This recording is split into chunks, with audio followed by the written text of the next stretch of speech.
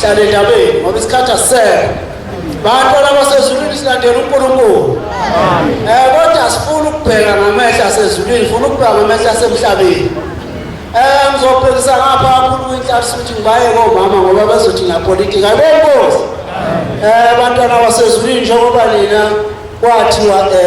ngoba bani izinhloko zemizi ngoNkulunkulu bemizi yini enenzayo emagcekeni emizi yobaba mkhulu ngoba lapha libonakala ngabantu nenza umbango nepolitiki esontweni ngoba nazalwa abantu bepolitiki uma senifika bese nifika nibheke ikhondla anazi ukuthi ushembe wangigcoba ngingakazalwa ukube nibe ngoNkulunkulu emzini wehlomkhulu imiphi imisebenzi emihle eliyenzile ekhaya uma ufika esontweni bese ufuna isikhundla sokuba umshumayeli ube umvangeli uphatha abantu kodwa abantwana abazalayo bekwehlula yini ufuna ukuthi ugijime phambili ngoba impunga uthi ufuna ukubaphatha kodwa phakathi komzoyisa omkhulu awubulali ngisho inkukhu kanjani amacala umzulu baba ekhuluma ngomlenze ethi baba emsika umlenze amacala lawa akhulunywa ilanga lamalanga kusukela ngo-1970 lathi bantu abami ngicela ukuthi manje nize lapha oyihlomkhulu nokhokho benu bangihlupha nabazali benu ngoba abantu bahamba benamanxeba abanye bahamba benezifo uthi kodwa laba abanye bahamba becabene uthi kodwa laba bahamba bephinga uthi kodwa laba bahamba bethatha abafazi babantu uthi kodwa laba bantu abami abantu bahamba begula bengaboni emehlweni bezimpuputhe benezifo uthi kodwa into engiyibonayo kini mangitshela nizwa ufuna ukuphatha abantu kodwa uyizwa lento eshoshana uzobaphatha kanjani abantu ungayizwa lento uzobaphatha kanjani ngoba wena ufuna ukuphatha inhlansuthi ibani yamakholwa nibe inhlansuthi kashela kodwa ungafuni ukuya phambili ngoba phambili kunomlilo ngoba phambili awuzukwazi ukuphuma ngoba le ndawo ayifuna akusiyakho yomunye umuntu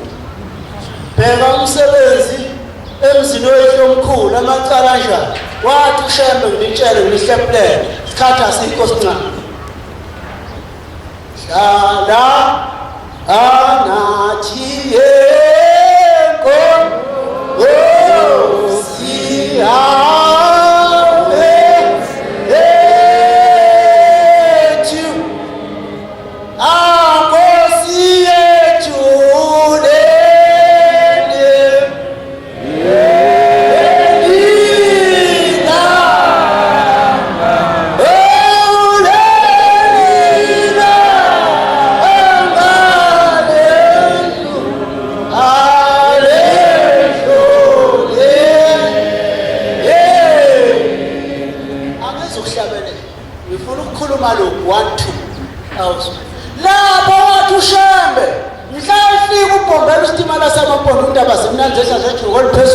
zayishaya uvungavunga ophamba kwamaphamba ophamba ujantolo wasenani uhlahla nje besingahlalwa yona ezinye ihlahla zihlala ziyo wathi uNkulunkulu ubathi mawuyinazareta emzini wehlomkhulu bese uyabika bese ufaka amatshe lawa ebeholinta ezokwazi ukugada lo muzi bese ubona uNkulunkulu ngamehlo bese baguguqa sithandaze bebebathathu bese ukhuluma nabakini bese babona ngamehlo yilapho-ke osiyokwazi khona ukutholani isikhundla sobukhosana bese nithatha amakhosana enibobaba bese nithola imvu bese nohambisa uNkulunkulu ngoba lolo udlulelo liyobe limele ukuthi onke amakhosana enazalana masibulo bese kwazi ukumthobela ebe ngamadoda akhimiza lonkosi manje-ke umuja ukuyohola abantu phambili uyabona ukuthi uzoshayisa ngoba vele umnazaretha kamtholi ngokwehlo omkhulu basesemankaleni nawe bakudonsela khona uyabona kodwa uma ngabe ubalungisile uyobe usumbona uShembe uzombona kanjani uShembe amakhehla akini ayigibela iy'fene ungawehlisile ey'feneni ngoba nawe uzogibela ifene sontweni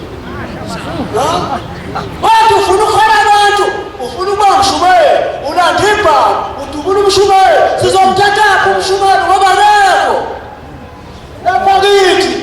ngoba thina sikabisiwe abashumayeli sisathetha amaqala ukhona ikhehla lokwadumisa elasekhakhomanga likamama elalamba ishumela ivangeli abantu manembe elalamba umhlaba wonke abathi nathi malifika ey'ntabeni lihamba lobhombela kunamanzi kuthiwa laselilala phansi ikhehla lathi hayi khona uNkulunkulu ngeke akwazi ukuwela lomfula ngey'nyawo wathi Shembe hamba kwenza wenzani uthini kanjani yabona labo abakwadumisa bonke abasetshenzela lelo khehla umanembe ukhokho kamama ozala ugogo ozala umama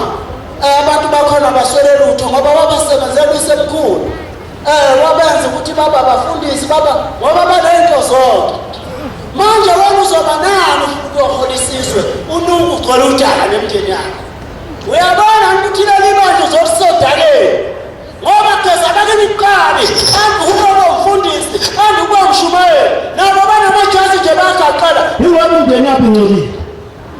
athi mntana mambo umsebenzi wami osheka sathi wazophelwa kaShembe ugoyingu kamhlophe uhlabelela amaqala ufake ezibini kodwa ubonakala mntanami hayi khona awenzi lento usindwa ijazi leli ijazi ukhona umnikazi wakho wena akusilela ijazi ngoba nalokho okokuqala esathi centa wawe kodwa wena ufuna ukuba phambili kwabantu uzobahola kanjani abantu ngoba nawe kumnyama emehlweni zuka nkulu emehlweni angiphinde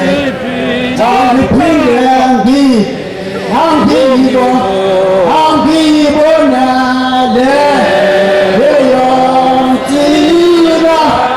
alethila yalo alomlilo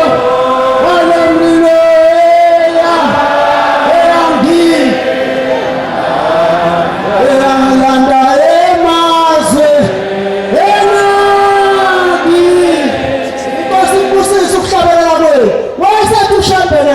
angifuni ngiyaharisha ngoba isikhathi asikho wayesethi kuShembele bese mafakela bolinda ukuze lapha ekhaya zingangeni imfene nezipokwe ungangeni umphakathi ephethe umuthi ngoba umfakeli nje ekhaya uthi mangele phethe umphakathi bese umuthi wakho umuntu ngaphakathi ethi ohlala ezintini ebese bole ngaphakathi uyathi behamba emzini wakhe bese fikela laphansi bese yashona ngoba ungene etempelini ephethe umuthi wawenzayo ngoba kini uthona nigijimanisa njalo lesontweni thina yakhulu laba basikulenze labaphethe ama-aspa labaphethe amangculaza be-HIV imnteni yakini namaqala yikho lokhu abantu bakini begula nge-HIV kungasindi muntu benquma umlenze yingenxa amaqala ngoba nifuna ukwathetha nifuna phambili lungise msana fika laphana 2007 ngiselinda luthithunga lokosazana nikelana amathuranda abami ngoba lesifo lesesiqeda abantu uma nikela khipha lamathurandi asiyongena emzini wenu nabantwana bakho lo mntwana wakho omzalayo angadibana nonaso angeke singene kuye ngoba akekho sithengayo kini usho uNkulunkulu.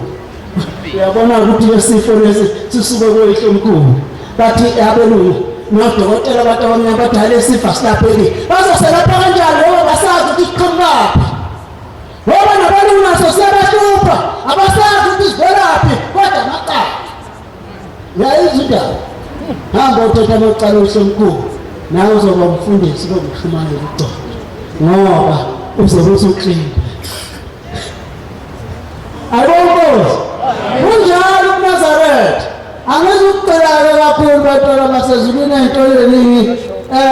fakani olinde emakhaya khona soba amaNazaretha sonke emhlabeni. Mina kwathi mase kufuwe ekhaya ngoba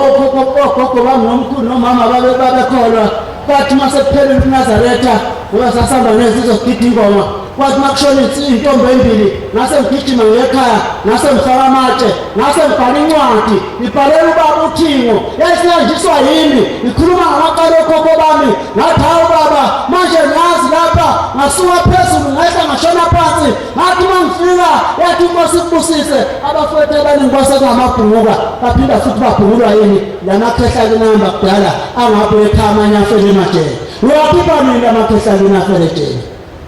Webabusa nina baba pesa ninapo mwanazwe asathatha abafoni asahlala lapho manje lo Joyce abangasaye ekhaya uthi umfowethu uyahlupha akafuni ukuya ekhaya kanti hayi umfowethu kumlokhu abonile umkhulu wakini ushembe ukuthi akababuyise bonke ababhunguka lo mfowethu ehlele emafletini wakini uzobuyela ekhaya akazokubizwa uwe uzobuyiswa emakhahleni Angakugula nje ubona emehlweni yiyo lamakhehla kunogogo abamba bengaboni awufuni ukubela kodwa uyabona le phambi kothi into sakina uyiboni mina ngibuka kwakithi mina abantwana basezulwini asikho isikhundla engisifunayo la ushembe ngangigcoba ngisazana ngizosezana isikhundla ngoba lapho ngikhona ukuthi ngisesikhundleni nabafowethu bethu bekhuluma nje ngibe into sengiyibonile ukuthi hayi fanele ngumthetho ukuthi senze kanje Yethi mangibona ukuthi ababani bakhe bese ngihamba ngilungisa ngedwa. Wathi bayisibuya kubuya kuyisilungile, kanti sengilungisa noshembe nomkhulu. Ngathi angikubeka ngifuna ukuthi ilunga kanje bese ngimnikela kushembe. Yothi sengibuya kulabo abadala ukuthi bese ngifaka iphepha ngithapho bese beyavuma. Ngoba ngiqale uNkulunkulu nakushembe namakhehla. Ushembe esehlanganisa amakhehla ayesekhuluma nabo. Mina sengiyayishayikwaza iphepha. Uyabuza uNazaretha. Awuna ngwazi ukukhuluma nobaba nabafowethu abadala yingoba ufuna uthemba uNkulunkulu. Ngakho themba ushembe nifaka uNazaretha. Kuningi ngabe ngakusho isikhathi asikho. Nakho